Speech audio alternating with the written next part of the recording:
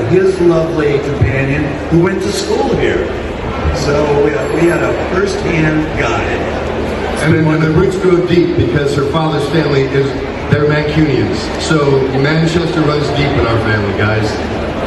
And they're proper they're here, aren't they, I believe? Yeah, they're here, yeah. Give it up! Give it up for the Mancunians over here. So I'm from Liverpool, so that means nothing to me. You enjoy the UK, how do you find the UK fan base? Oh, UK fan base is awesome. You guys are so beautiful. And you're polite. Americans are not polite. You guys are polite. How is it in America? You can't just sign this. Throw the money at you. Yeah, right. We're here primarily to talk about Halloween, Halloween Kills, Halloween Ends, because you guys are the definitive Michael Myers, really the original and the modern day classic. A pink pimple. We refer to it as the Alpha and the Omega. I like that. I like that. So obviously you put the stamp on it and finished it, and obviously there's been a lot of people in between. What is it you think that keeps bringing people back to Michael Myers, makes people want to see that character on the screen? Well, I have to say, I think it starts with who created it. And, John Carpenter and Deborah Hill, the mastery of what they created, and then what this man so intuitively did. So truly, in my portrayal of this character, I'm standing on the shoulder of the giant. So it made my job so much easier because Nick so intuitively created the character that you all know and love right now. But it really started with John Carpenter and Deborah Hill. And you were there on set of the first movie playing Michael. How much of the role did John let you do yourself? How much was on the page? Was it a combination of both? Yeah, it was you kind of just gave me the mask and said, walk here, walk there, tilt your head. So the head tilt was from John? Yeah, no, that was from John. Yes, it was. It's so like Jim is implying, it's kind of was whatever instinctually made me decide how to walk and move. I guess from years of on the day, I figured guy. I like that. Just wing it, just fine. I mean, just gonna wing it and create a horror icon that's gonna last for 45 years. It's unbelievable. Halloween was the first proper horror movie that I ever saw. Is that a case with you guys? A lot of you guys? Throw your hands up if Halloween was the movie that changed your life. Enough said, I think. If you've got a question for these two absolute legends, throw your hands up in the air. We're going to be taking them right from the beginning. We're going to be mixing into the conversation. And if you're from Scotland, could we please have an interpreter? Nick so naturally fell into, because when I was called to do this, to play this character, there's a great old character actor named Ted Knight who gave me an incredible gift. He told me if you want to be a good actor, emulate, learn to emulate the bartender, emulate the guy walking down the street, emulate your mom or your dad, but don't try to talk like them or move like them. Just reach inside their soul and grab their soul. And if you grab their soul, you will naturally do what they do. So I watched the 1978 version one time, and there's a scene where Nick is walking camera left to camera right in a backyard, and I went, I got it. I reached inside what Nick had created, what John Carpenter and Deborah Hill so brilliantly had brought into existence, and I captured what Nick created. And that thing that Nick did so naturally is the essence of what I was afraid of in my own dreams. It's a deep answer. Kind of like yours, just one. It's fine. You wanted an answer. So there you got an answer. But so many people are going to want questions. There's one more over there. Hello. Hi. Obviously, both of you made You hold the microphone up a little bit higher. I'm so sorry. So, Nick, you started all of this Michael Myers, and then obviously James, you ended it. With both of you playing completely different eras of Michael Myers, how did your experiences differ from that originally? Well, you got to imagine, for me, there was no Halloween movie when we started. There was no franchise. There was no sense of it being this amazing success. So all it was a little movie that John was doing, my good friend from film school. And so it was a lark. It was like doing film project with a bigger camera. So it was kind of offhanded. For someone like James or even some of the other guys that did it afterwards, it's a totally different experience because you have the weight of the franchise now, and the weight of the success of the movie. So it's a different ball of wax. I think for me, my father was Special Forces, and my brothers and I sort of learned his mentality that once you're given a mission, once you have a focus, you commit 100% to that focus and nothing else exists. You wear blinders. So truly, when I said standing on the shoulder of a giant, standing on Nick's shoulders gave me this immense gift and the heritage of Halloween that, especially 1978, because I was informed immediately that none of the other movies matter. In our universe, it goes 1978, 2018, Halloween Kills, Halloween Ends. So really, I had the benefit of what Nick had created so naturally, and I allowed that to, inculcate my being and allowed that to be filtered through my 60-some odd years of life and experience as an actor, as a stuntman, as an athlete, and all these, all the work I did as an actor built up. I like playing characters like Dick Kinderstote and Buffy the Vampire Slayer. So there was no pressure. It was really the gift of walking into a painting that had been half painted already. So it was a super joy. Hands down, man, the gift of a lifetime to play this character. I personally think your iteration of Michael is, James's version of Michael is becoming the definitive look of the character. Obviously, it's in sync with your version. The costumes the same, the masks the same. It does feel like there's the connective tissue between you guys, and I think that's why that 2018 film especially resonated so well with it. It was such a strong movie. Making that movie, what were you told going into it? Obviously, David Gordon Green and Danny McBride with the creative team behind it. John was doing the music. Felt like sort of getting the band back together, getting yourself involved. What was that process like? You handed over, because you were in the film, you did some voice work for Michael, and then you take over with the mask on, and it's game time. So what was it? Talk us through making 2018 and obviously where you guys became friends. Well, by the time I came on the set, James had already started the show, and so the relationship there was between James and David, and how to play the role. Once I got there, we became very quickly close friends, and we still are. We just went to Edinburgh together with our lovely ladies, and still have a great time together. But as far as the show was concerned, there was a passing of the torch, so to speak. James could talk more about it, but it was in one scene where I was on camera for the only time. And then, as you mentioned, in the post-production of all the movies that David did, I did the breathing. So I'm going to give you some free breathing right now. That's the original Castle Halloween breathing. Nick's Castle's brilliance.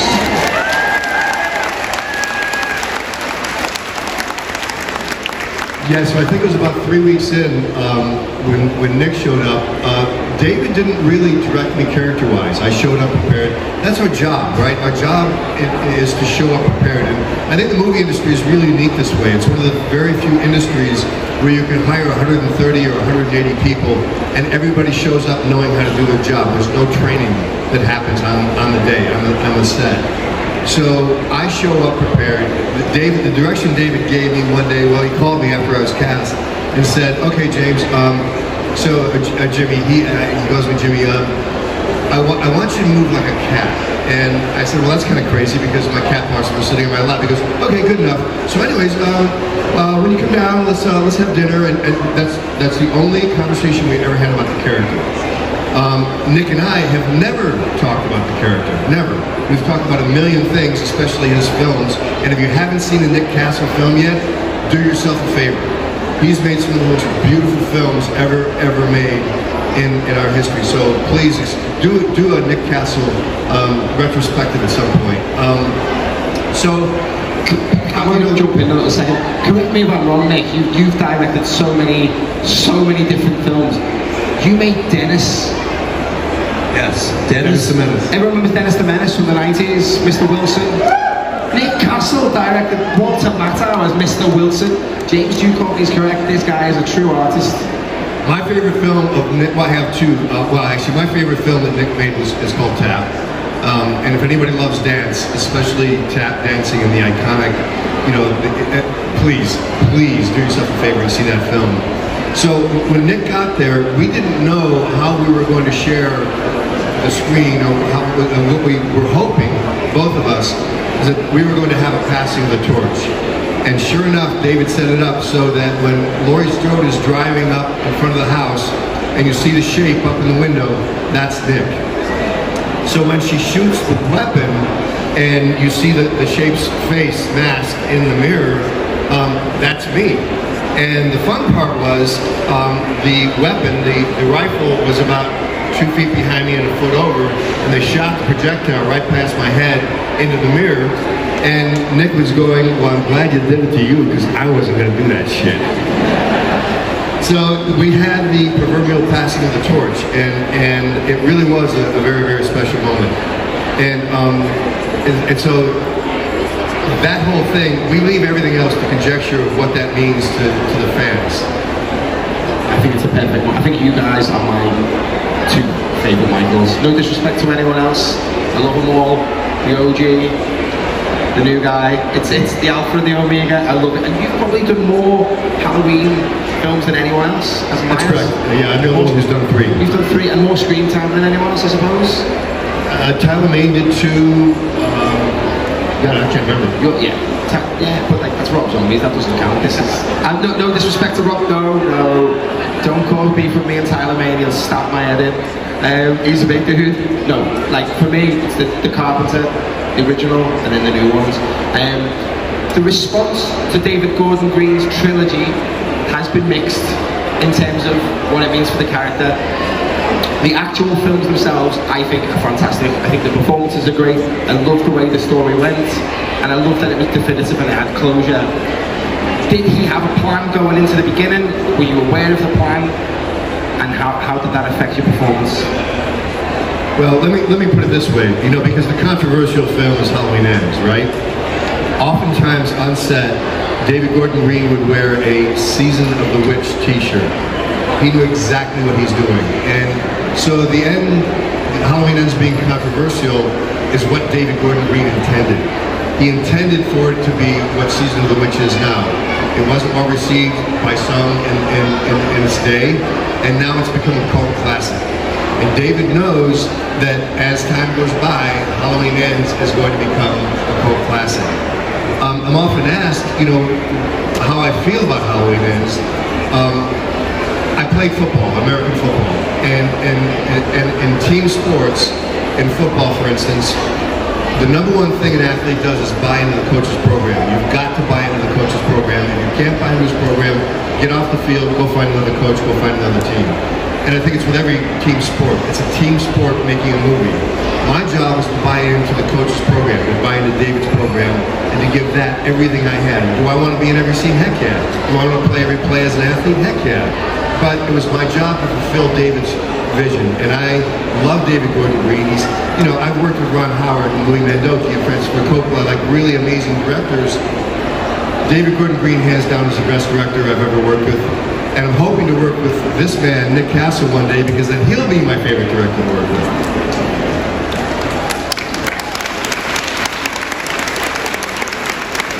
And how was your experience of the new trilogy? Because you played the Flasher in Halloween Ends. Oh yes. Yeah, I did. Early on before the 2018, I'd talked to David about how I wanted to participate and how much I wanted to do. We quickly decided that a cameo was the best thing for an old man as myself. We needed a spry, young, 10-year younger person to actually fulfill the role and actually do the work. Boy, am I glad I never got involved with that part of it. Because this man is not only a great actor, but he's a really good stuntman too. And he can take a punch, he can take a chair, even when the crazy actors that don't know what they're doing are throwing it at you. So, in that respect, yeah, I was always part of the the family. They treated me so well on the set. It was like I was the icon that I am. They actually treated me as such on the set, and that was a lot of fun. And you know, I got to be part of the party. You know, that was this new Halloween, and of course, you know, I don't know about you guys, but I think since that, I mean, whether you love the films or not, it gave a boost to the whole franchise. It gave a boost to all the love that you guys have for the movie, even if it's just going back and realizing how great the first one was. You know, so it was a wonderful thing for myself, and I think the whole family of people that have done the character, just because it's so much more interest in the franchise, and it's all because of you guys. We have a question right in the back. Hello. So Nick, you've already kind of answered my question, so I'll ask James, I guess. How does it make you feel that there are girls who have a crush on Michael Myers? Oh, say that again. Sorry, I couldn't hear. I'm so sorry. How does it make you feel that there are people out there that have a crush on Michael Myers? Oh, why don't you say it again? I didn't quite hear that. I think it's really beautiful. The way I describe this experience with you guys is it's like little drops of love all day long. And I think it's when human beings get to share a passion, it's a really beautiful, miraculous thing. And you look over this swath of humanity here, socioeconomics, race, religion, sexual orientation, all these things that allegedly divide us as human beings do not exist in this room. Every one of us, Nick and I and Don Shanks and Tom Morga, the people that we get to meet, you guys, we get to share a passion together. We get to show these moments of love and joy, and so that's what I find really moving. And sometimes I move to tears, and sometimes I move to tears about the stories that you guys tell us about how these films have affected you, or what it meant to you, or maybe sometimes, and I hear this a lot, people are going through, particularly the hard times, and how, going to see one of these Halloween films has cheered them up, or they heard, a comment or whatever. And so, yeah, there are the DMs with women asking me to wear the mask and do unmentionable things, but my future wife will tell you, ain't gonna happen. Just before we go on to the next question, we had Scout Taylor Compton and Danielle Harris last year. Someone in the crowd brought that up. They make their boyfriend wear a Michael Myers mask. Not a joke.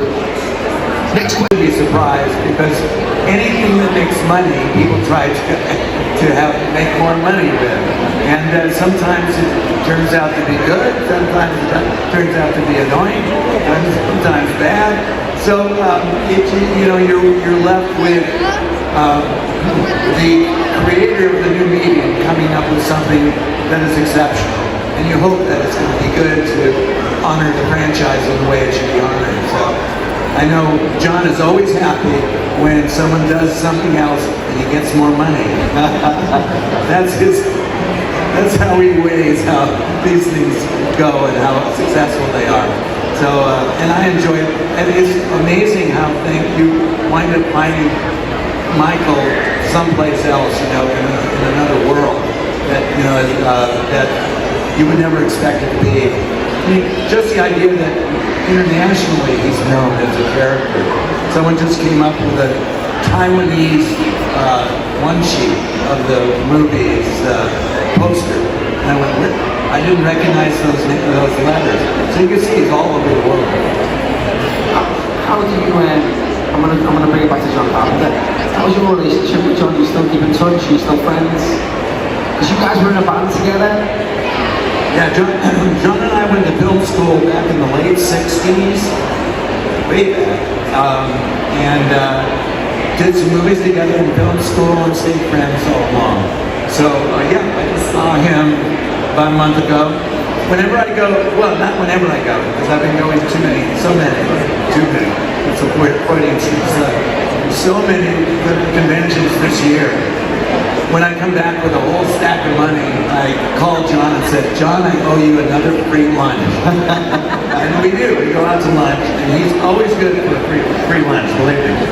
If you call him up tomorrow, I'll pay for your lunch. He'll be there. Do you ever want to play music with him again? Because I know he tours occasionally. Would you want to play music with him again?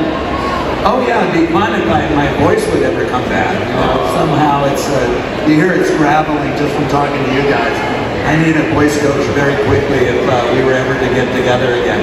There was talk about one time about the Coupe de Bells doing like a one-night concert, but don't hold your breath. After maximum credit cards to fly to wherever that is. The Big Trouble in Little China theme goes on in my house about once a week. I'll be in the kitchen, Big Trouble in Little China. Tim, we're getting more questions. There we go. And John O'Keefe over there's got a question as well. Big Michael Myers fan. If you think they're just posing, flexing, who's next? Hello. This is a question for both of you.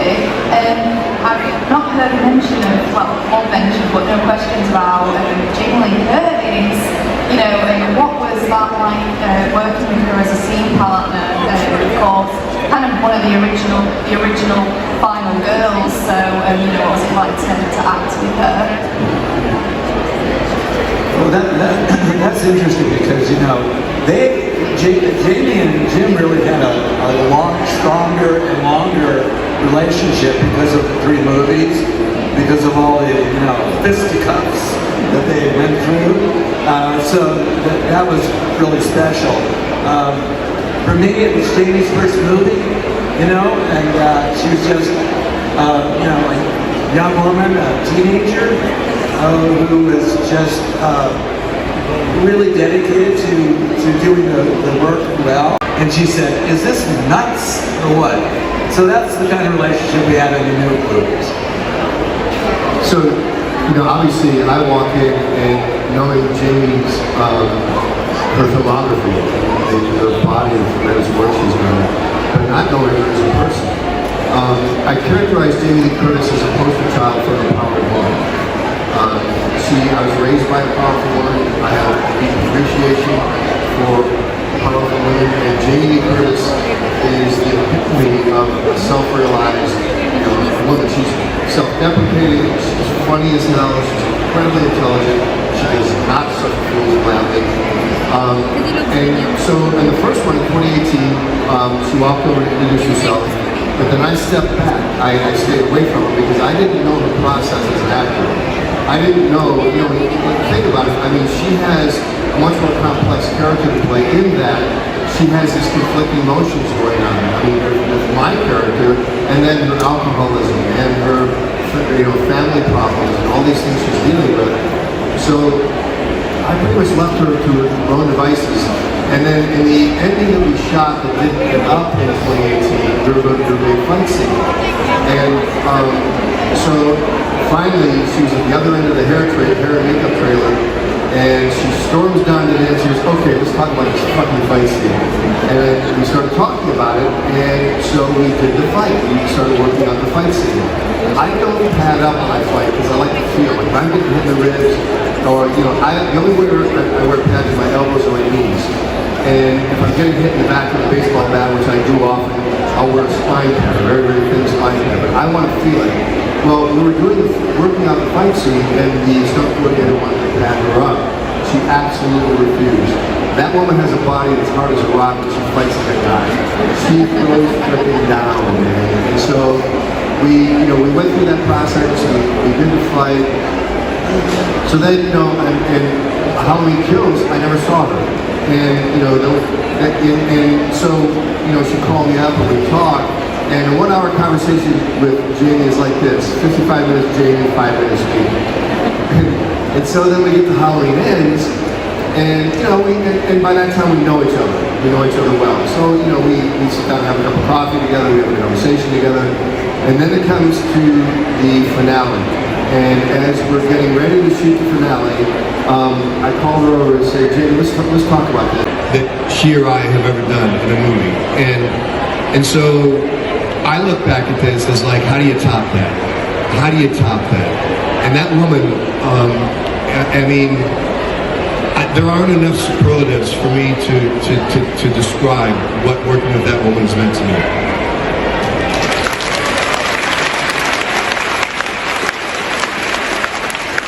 We've got just a couple of minutes left, so this is going to be our last question then. Question for Nick and James. Obviously, we've seen the news that Halloween will be coming back. I just wanted to know where you'd like to see it go next. Would you like to see Michael Myers come back straight away in a reboot, or TV series with Dr. Loomis, or like a young Michael Myers TV series? Where would you both like to see it go from here? Well, I really don't have an opinion so much as I hope it lands with someone with a lot of creativity that has at least as much of is as much of a fan in their love of the franchise as David had for his trilogy. So that's what you hope for, is that maybe not the way you would have done it, but you want someone that really respects the property and wants to make it, well, whether it's TV or a great video game, or of course I hope it lives in the world of movies again, because I just love that medium so much. I hear this next idea might be a series, so I'm just very curious about how they're going to do it. That's it.